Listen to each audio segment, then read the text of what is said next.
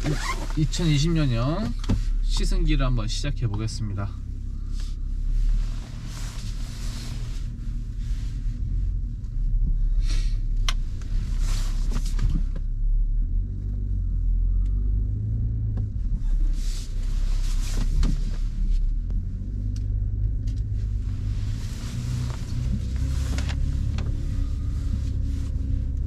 네, 일단 이 차는 승차감은 역시 BMW답게 그 고속방지턱을 넘을 때는 좀 많이 위아래로 들썩들썩 거립니다. 좀 많이요. 그래서 사실 이 차는 막 편하게 타는 차는 아닌 것 같아요. 특히 우리나라에서는. 근데 그 과속방지턱 같은 거 말고 그냥 지면이 울퉁불퉁한 그런 것들은 되게 고급스럽게 되게 잘 잡아주거든요. 그래서 뭐 승차감 자체는 되게 좋다고 느껴지는데 제가 뭐 5 시리즈나 E 클래스를 탔을 때의 그런 승차감은 아니에요. 특히 뭐 이제 현대자동차 같은 경우에는 그랜저급만 가더라도 되게 그 과속방지턱 넘을 때 되게 부드럽게 잘 넘거든요. 약간 푹신푹신하다고 해야 되나요? 근데 사실 이 차는 과속방지턱 넘을 때는 좀 많이 좋지는 않습니다. 네, 뒤통수가 좀 흔들리는 정도라고 생각하시면 되세요.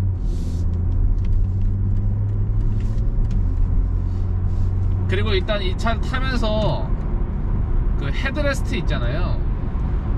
그러니까 머리를 헤드레스트에다가 편하게 대고서 가본 적이 별로 없는 것 같아요. 일단 이 차 자체가 그 되게 단단하다고 했잖아요, 승차감이. 그래가지고 좀 많이 이렇게 위아래로 흔들흔들 거려요. 그게 엉덩이나 이런 몸으로 전달되는 느낌이 나쁜 건 아닌데, 근데 또 헤드레스트가 좀 딱딱하단 말이죠. 그러다 보니까는 계속 뒤통수가 자꾸 헤드레스트에서 자꾸 이게 막 툭툭툭툭 튕겨요. 그래가지고 사실 막 편하게 타는 차는 아닙니다.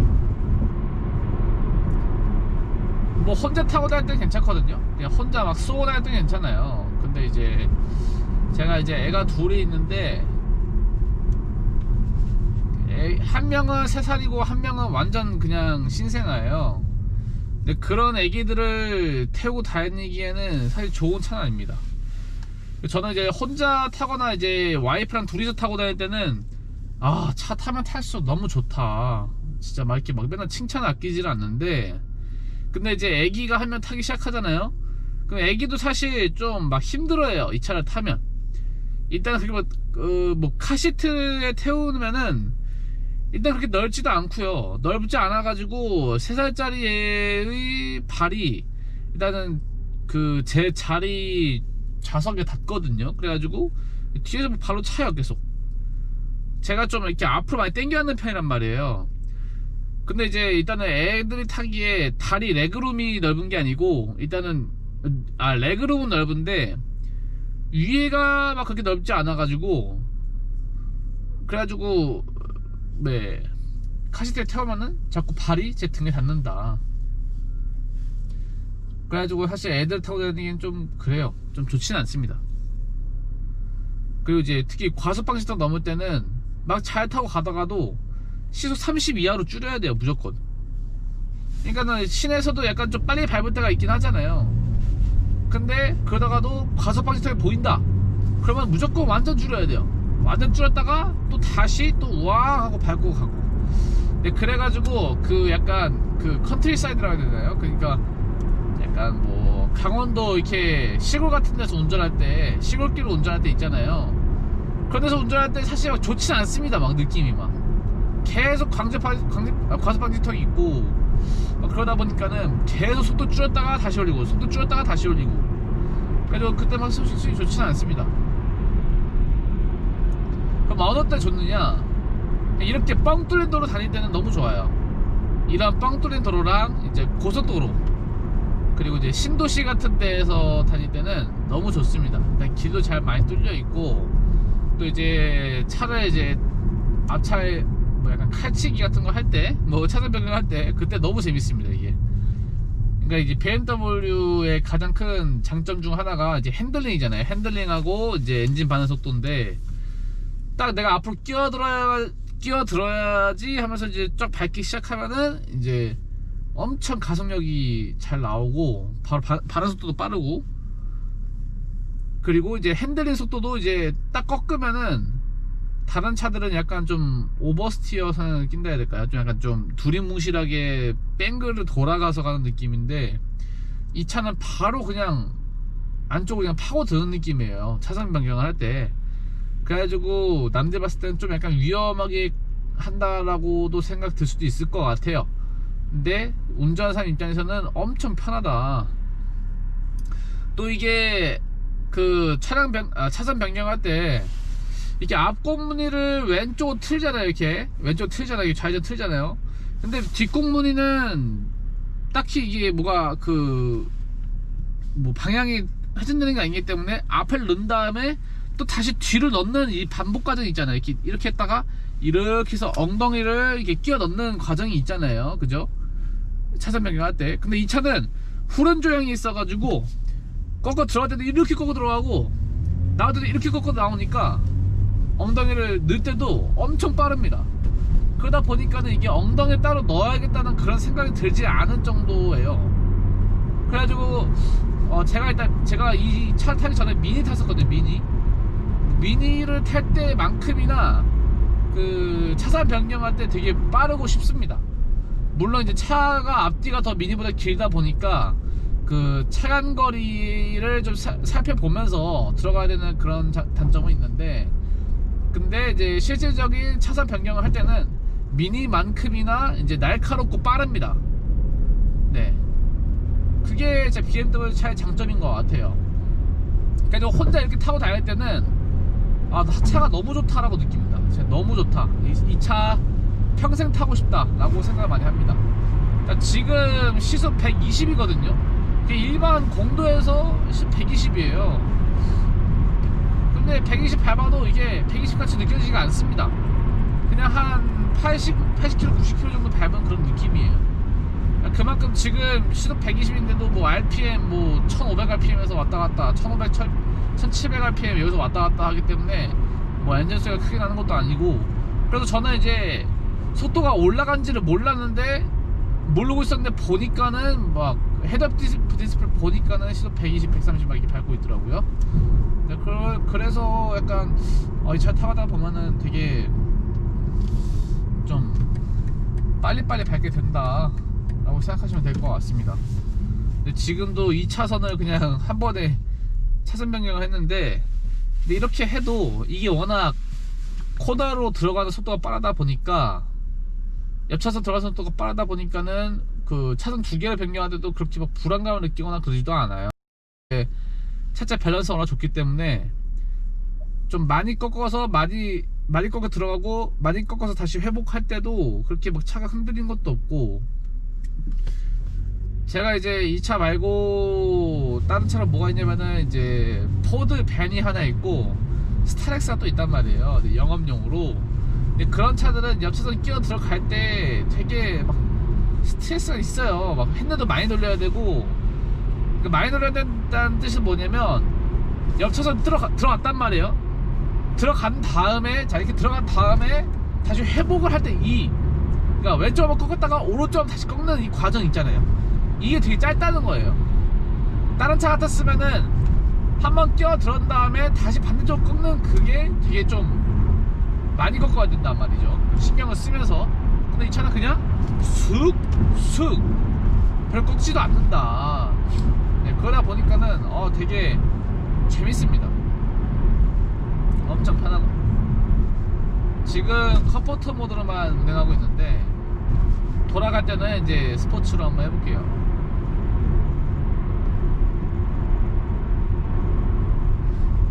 자, 이런 상태에서도 차선 변경이 그냥 미쳤습니다.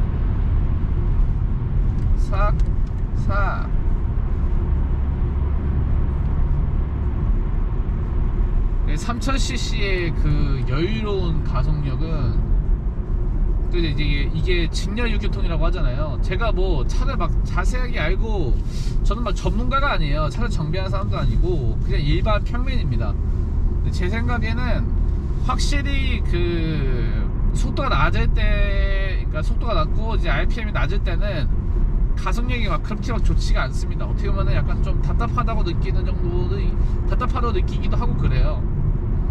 그러니까 토크가 낮다고 해야 되나요? 근데 이제 근데 3000rpm 넘어가기 시작하면은, 그러니까 밟을 때인 거죠. 밟기 시작하면 이게 미치듯이 빠릅니다.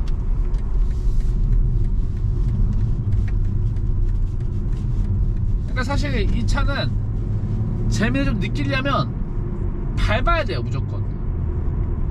물론 시내에서도 이제 자꾸 이렇게 차선이 끼어들게 하면서 좀 재미 느낄 수도 있긴 한데, 근데 진정한 재미는 좀 밟아야 나온다. RPM을 좀 올려야 나온다. 그러니까 RPM을 막 그 연비 운전한다고 막 1000에서 2000 사이에서 계속 왔다 갔다 하면서 타기에는 좋은 차는 아니다. 그리고 자꾸 이렇게 왔다 갔다리 이제 핸들링 할 때 너무 재밌다.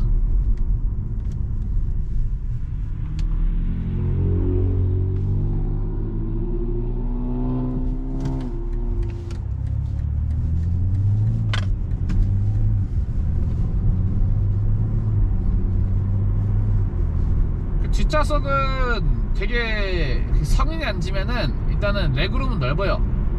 레그룸은 넓은데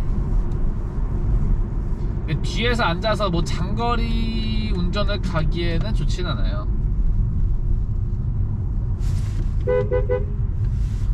왜냐면은 이게 뒷좌석이 움푹 파져 있어가지고 되게 잘 잡아주거든요. 막 코너링 할 때 되게 잘 잡아줘요, 몸을. 근데 그 움푹 파져있는 그 자세 그 자체로만 가야 되기 때문에 계속 몇 시간 동안을 약간 허리가 아파요. 막 이게 뭔가 되게 고정돼가지고 뭔가 꽉 낑겨진 느낌이라 해야 될까요? 그러니까 아늑하고 안정감은 있는데 그게 편하진 않다라고 생각하셔야 될 것 같아요. 그래가지고 사실 이 차 타고 장거리 나갈 때는 좀 많이 불편합니다. 차도 좁고 막 뭐 수납 공간도 많지도 않고. 그래서 이 차를 타기 딱 좋은 거는 그냥 딱 1시간 거리? 1시간에서 1시간 반 거리 이 정도 타면 딱 좋아요. 막 엄청 재밌고 승차감도 나쁘지 않고. 근데 그 이상 장거리 운행은 좋진 않다. 그래서 만약에 여러분들 가족이 있으시다면은 3시리즈보다는 5시리즈를 추천해 드립니다, 개인적으로. 저는 요즘 드는 생각은, 제가 여유자금만 있으면은 5시리즈 540i나 혹은 요즘 또 뜨고 있는 550i 같은 걸로 가서 좀 이렇게 고배기량을 좀 이렇게 고급스럽게 느끼고 싶을 것 같아요. 네, 이제는 스포츠 플러스 모드를 한번 운전해 보겠습니다. 일단은 이런 시내에서는 좀 약간 위험해요. 이게 좀 고RPM으로 많이 밝게 되다 보니까 시 이런데 나가서 스포츠 모드로 달려보겠습니다.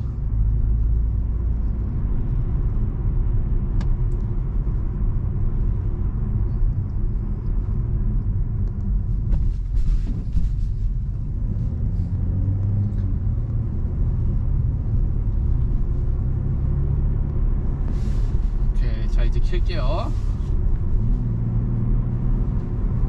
자, 스포츠 플러스 모드 켰습니다. 일단 제가 이 고프로를 좀 강하게 고정해놓은 게 아니어가지고 약간 좀 심하게는 못하거든요. 이 차가 너무 가속력 빠르다 보니까 사실 뭐 진짜 막 물건이 안에서 날아다녀요. 차 안에서 막 날아다닙니다, 물건들이. 차 안에서 물건이 날아다니는 경험을 할 수 있습니다. 다른 차들 탈 때는 막 그러진 않았는데, 일부러 막 진짜 유턴을 그냥 이빠이 막 돌리지 않는 이상 막 날아다니지 않았는데, 이 차는 진짜 날아다닙니다, 차 안에서 물건들이. 그래가지고 스포츠 플러스는 진짜 약간 가끔씩만 보라요. 가끔씩 진짜 혼자 있을 때, 이럴 때 밤에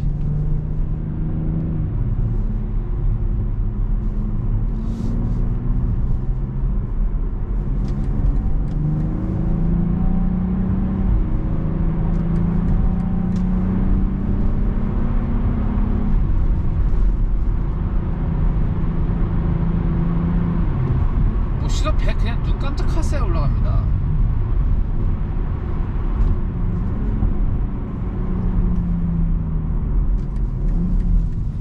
제가 전문 레이스는 아니기 때문에 드리프트 같은 건 못합니다.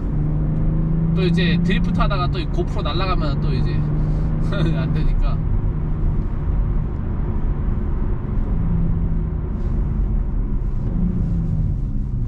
그리고 이게 차선 변경할 때마다 그냥 깜빡이 안 켜고 변경하잖아요. 그러면은 이 차선 보조장치 있잖아요, 운전 보조장치, 이게 계속 자꾸 핸들을 간섭을 해가지고 막 차가 흔들려요. 그래서 일단 이거를 쭉 누르면은 이제 이렇게 지능 안전 시스템이 비활성화됐다고 뜨거든요. 네, 이렇게 해서 끄고서 달려야 오히려 더 안전합니다.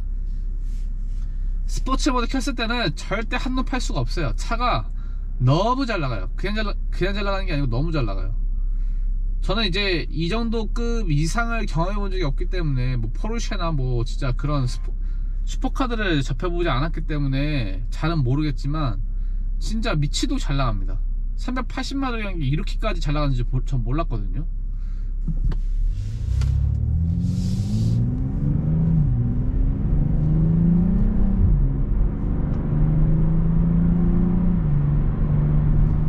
아무리 스포츠 플러스를 켜도 그 저속에서는 약간 그 토크가 좀 딸리는 감이 좀 있어요.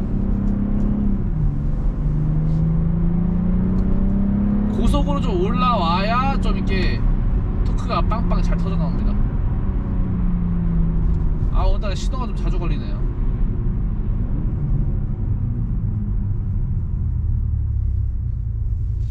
스포츠 모드 키면 연비는 한 5km 정도밖에 안 나옵니다. 5km 정말 안 나오고요.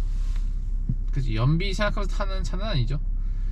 일단 제가 제 업장이 집 바로 앞에 있기 때문에, 그래서 사실 저는 뭐 이 차를 연비를 위해서 타다기보다는 그냥 평소에 그냥 마트 댕기고 뭐 볼일 있을 때 그냥 볼일 보러 당기고, 아니면은 뭐 이렇게 주말에는 이제 좀 이렇게 교회로 약간 놀아다니고 약간 그런 용도로 타는 거거든요. 가족끼리 타는 용도. 근데 평일에는 뭐 그냥 평일에는 와이프가 더 많이 타고 주말에 제가 좀 더 타는데, 그래서 가끔씩 타는 거기 때문에 가끔씩 타면서 가끔씩 탈 때는 이제 멀리 나가는 거죠.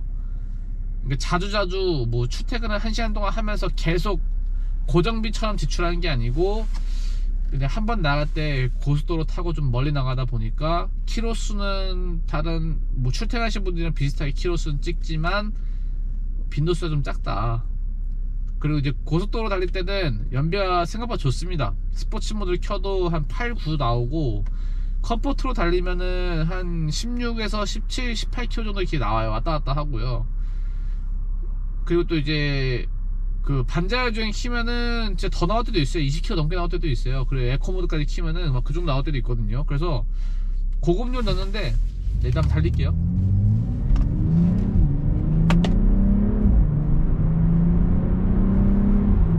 그래가지고 고급류 만땅 채우고 제가 어디 갔다 와봤냐면 한 번도 그 기름 안 갈고 기름 안 넣고 거기가 진주를 한번 갔다 왔어요. 그냥 기름 한 번 넣고서.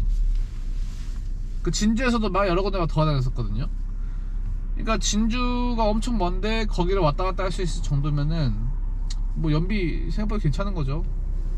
그때 평균 연비가 한 14, 15km 나왔던 것 같아요. 천천히 달렸었거든요.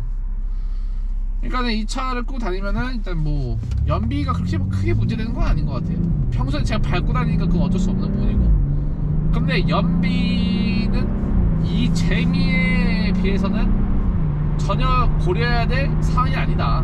고려해야 될 요소가 아니다.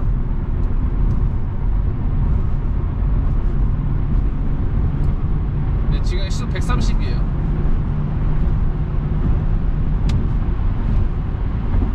지금 약간 길이 좀 얼어 있어가지고 조금 위험하다고 느끼기도 하는데 그래도 안정성 있습니다.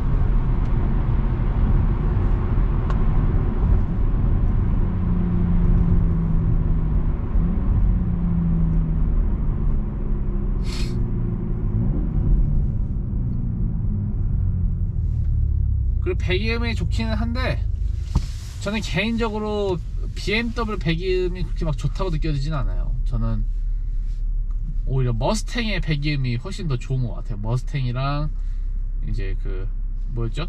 머스탱이 비슷한 거, 쉐보레 거. 아무튼 그게 더 좋은 것 같고, 그 대신에 이제 머스탱 운전해봤을 때는 이런 BMW 같은 고급스러움은 없더라고요. 고급스러움과 이제 뭔가 이 차체에서 느껴져 오는 디테일한 그런, 아무튼 그런 게 좀 약간 좀 허접하다 느껴져요. 딱 탔을 때. 뭐 제가 전문가가 아니기 때문에 정확하게는 그 표현을 못하겠지만, 그래서 사실 머스탱 살까도 고민을 많이 해봤는데, 뭔가 너무 약간 타던 차에 비해서 너무 뭔가 좀 산티나 그렇게 느껴져가지고 배기음은 좋은데, 그래서 결국에는 이걸 선택했습니다.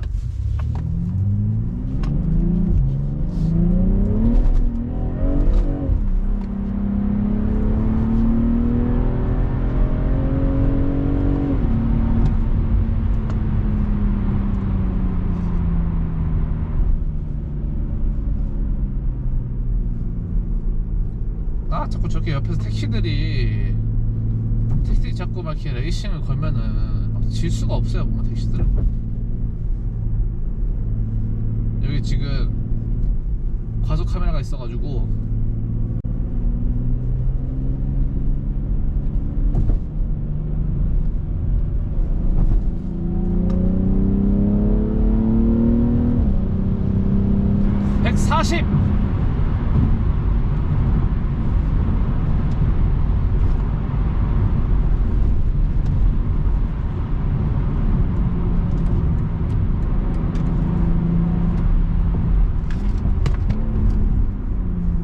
이런 칼치기를 해도 안정적이다.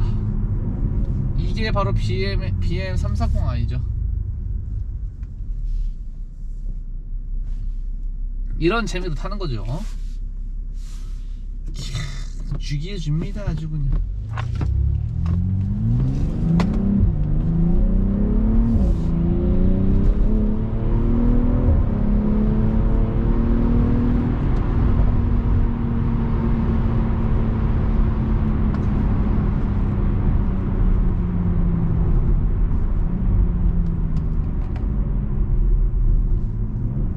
차 안에서 물건들이 막 그냥 나뒹구는데 익숙합니다. 그래가지고 이렇게 딱 한번 몰고 나면 그 물건들 찾는 게 또 일이에요. 막 후레쉬 들고서 막 여기저기 막 보면서 이제 물건들 찾아야 돼요. 또 구석구석에 다 들어가 있거든요. 아무튼 스포츠 플러스가 너무 재밌습니다. 무서울 정도예요. 무서울 정도.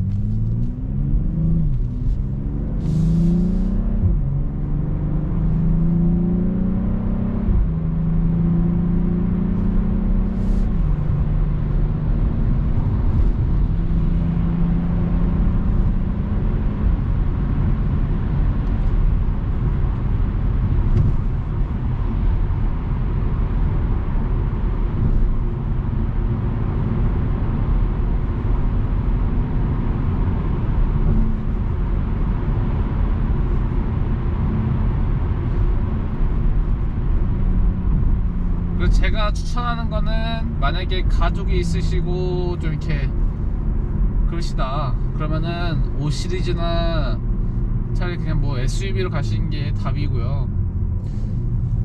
그냥 이렇게 혼자 사시거나 아니면 그냥 연애만 하시거나 하시면은 이 차는 진짜 너무 좋은 차입니다.